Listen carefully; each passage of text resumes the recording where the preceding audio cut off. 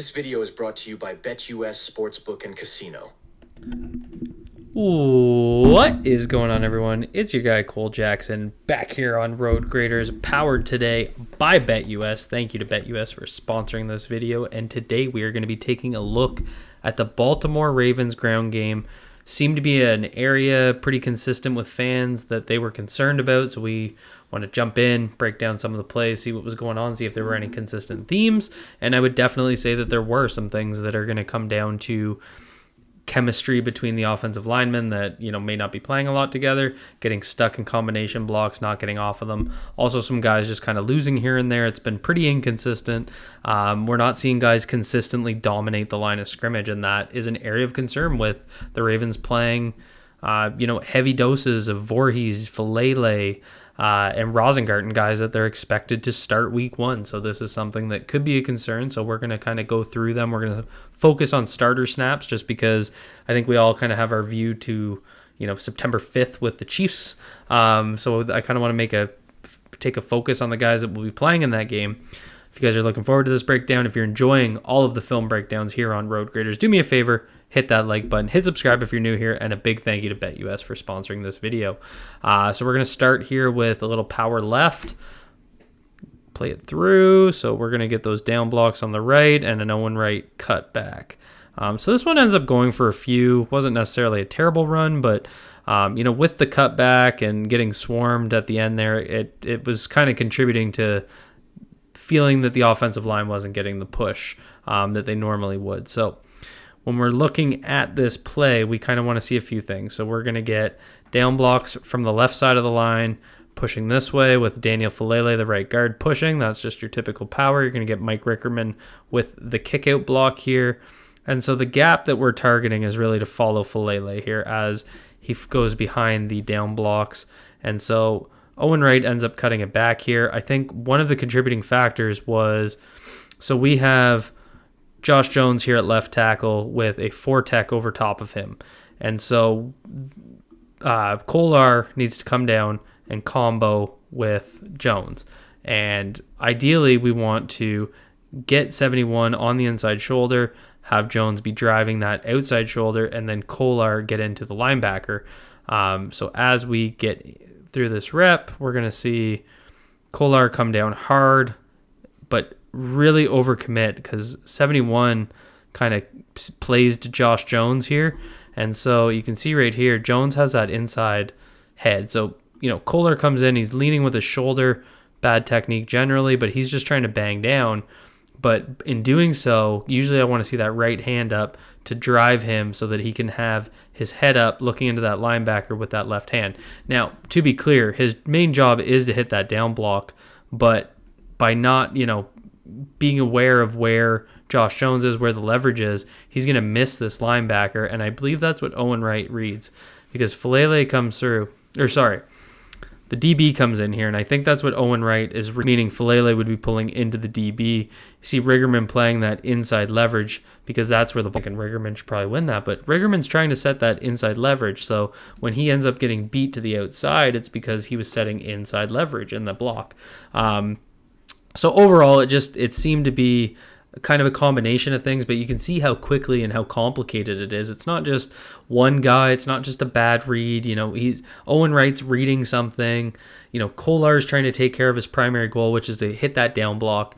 But, just being a little bit more aware, playing with better hand usage rather than leaning in with your shoulder could lead to, even just disrupting one of those linebackers. And, if I'm Owen Wright, I'm running power. I'm just running down my gap. I don't think it was stacked up enough that he had to cut. So a little bit on the running back as well. So that's what I mean. It's kind of a little bit of everything. Here we're going to get into, I call this a zone toss. I wouldn't really call it a pitch. Well, it's kind of a pitch, but it's zone toss because everyone's an outside zone. It's not a pin and pull because nobody pins. It's just kind of guys getting out, and this just turns into a shit show real quick. So you're going to see Patrick McCary fall. So the center falls, and so McCary's guy is number 40, that inside linebacker. And there's two guys that really blow up this play, and one's going to be the 4-tech over top of Rosengarten. Falele has to get on his horse and get to that outside shoulder, which that's a tough block at a 4-tech for a guy like Falele who's already a little slow-footed. This is really going to highlight some of his athletic issues in the run game. And McCary has to get into that second level. McCary falls. Falele isn't able to get there. Those are the guys that kind of step up and make that play. Kind of thought the guys, Anthony Miller misses a bit of a block there. Rosengarten actually kicks out there, pretty solid. So some guys made some blocks on this play, but the trip followed by Falele just not being able to get there leads to getting stacked up. Then we're gonna get a little inside zone here with that back cut, and both Mike Riggerman and Anthony Miller just on the backside, just cleanly losing. They're running a slant. Everybody's slanting to the right on this Falcons D line. So you're gonna see right here, everybody's kind of skipping a gap over there, and they just run through and make that play. So that's just your outside guys, nothing on the O-line there, but just your outside guys not making a play. So you're seeing it's not really just one thing. It's not just bad running back play. It's not just one guy. It's kind of consistently inconsistent across everybody. And that's kind of causing the issues. So now we're going to get into a power right situation. They're going to motion Kolar across. So you got tight ends on both sides with Riggerman and Kolar. Then we're going to get Riggerman coming across, and we're going to go power right. So this is a pretty typical Ravens play. This, Riggerman's in there in that Ricard role, and then Riggerman's going to kind of come in. His job is to kick out this edge player. So he's got to kick out here. You're getting the down blocks here. And again, Kolar hyper-focused on Rosengarten's guy, who Rosengarten has leverage here. So Kolar needs to kind of, look, make sure that leverage is there, and then be looking up at that linebacker.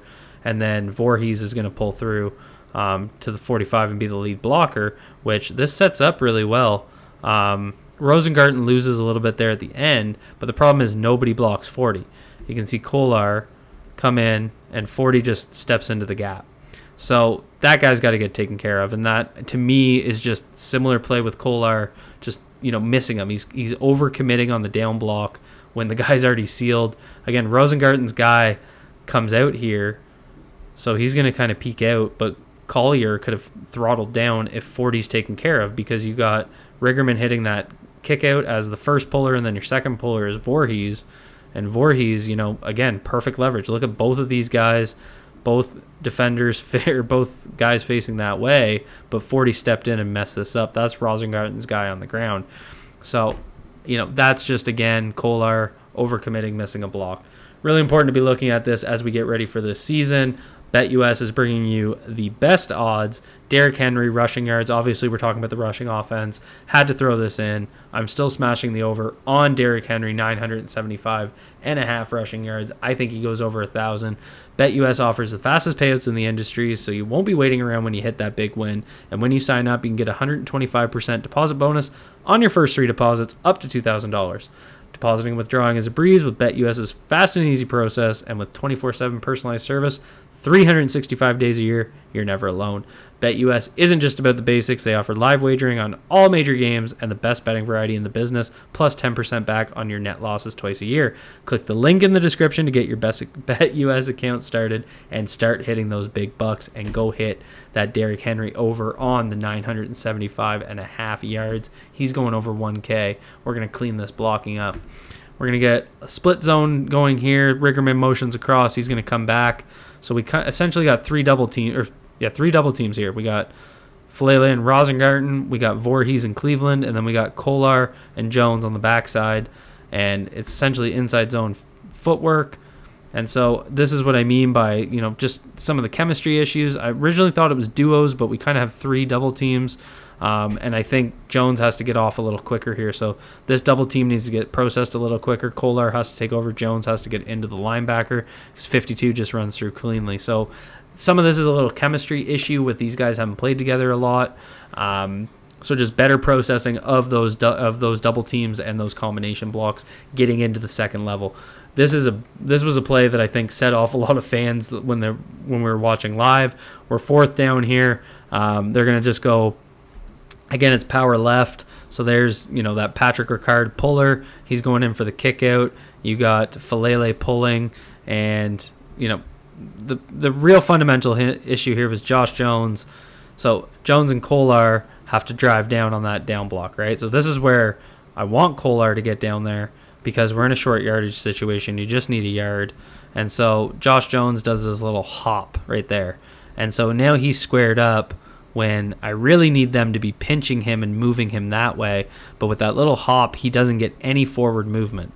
And so when Falele comes around, he just gets stacked up. So you got your kick-out man and your puller both getting, basically caught up at the line of scrimmage, and that just gives nowhere to run. Backside defender comes in. So just an absolute cluster mess. Really, those down blocks need to move guys off the line of scrimmage. It needs to be positive blocking yards for the offense.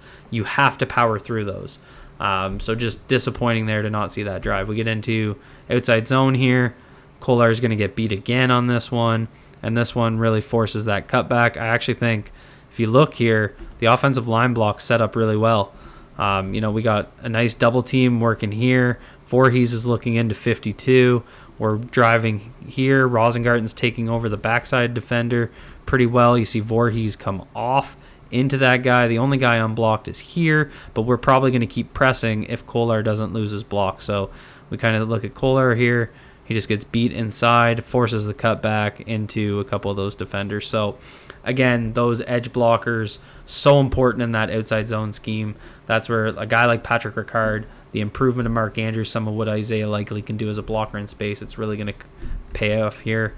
Now we're going to see another situation where, I thought, overall Falele and Rosengarten played really well together, but you're going to see Falele lay off the combo here. So we're lined up as a 3-tech, and we're squeezing on inside zone to the left. So Falele's got to take that hard step inside, and he's got to get there, use that outside hand, the right hand, to push off as Rosengarten takes over. He doesn't. He gets him squared up. He gives up that gap. 40 runs through cleanly. Falele comes off, forces the cutback. So, originally when I was watching this video, I thought I was going to see a lot of issues with running back cuts, running back decision making. Some of like that first one we looked at, Owen Wright, I would have just hit the gap. It's a gap run, just go upfield, go north-south, don't go east-west. But a lot of these zone decision making, guys are getting beat, and I think they're making the right decision trying to hit those cutbacks. So it's just going to get cleaned up a little bit. We're going to get starters in there, and hopefully, and this is why when we talk about that right guard competition, talking about is Ben Cleveland actually going to be in the running for it, I want to see him getting reps so these guys can get some reps beside each other because that chemistry comes into play, just that kind of feel of passing off combo blocks, all that good stuff. So thank you to BetUS for powering this video. That's all I have for you guys. Be good to yourselves, be good to each other. Peace out, everyone.